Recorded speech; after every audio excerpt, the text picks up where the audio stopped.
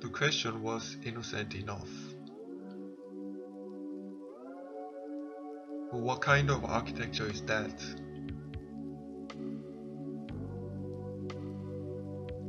The extreme breadth of architectural diversity is so familiar and so routine as to border on invisibility.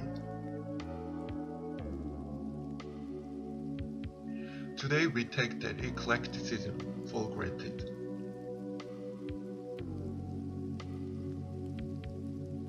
It's because architecture, wherever it is built, no longer subscribes to a single dominant trend, with a few rambunctious alternatives jostling for supremacy.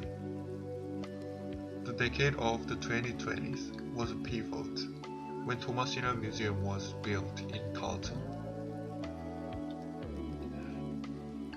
From 1940s to 1960s, Carlton was undergoing the radical change from slum pocket to public housing commission. It has resulted in a complete contrast to what had been expected. The problem of slum was essentially the problem of poverty by reason of the low wage.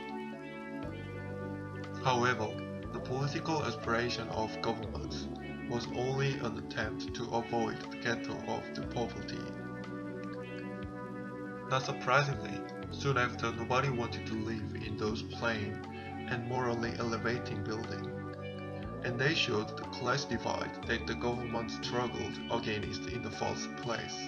During this implementation, not only architecture but also art was facing a rapid change as well, from the severely abstracted composition to despair and misery. This still lingers in our memory. What is now in vague will soon be nothing more than tomorrow's memories.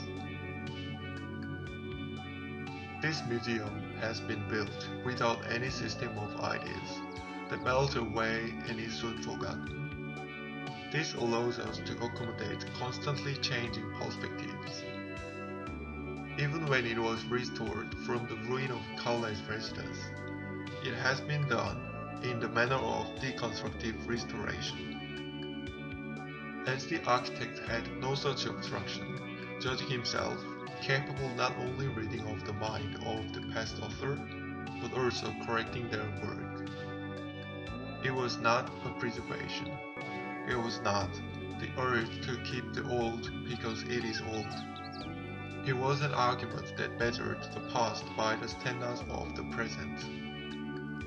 It brought about the revaluation of the past, ascribing to it a value of its own.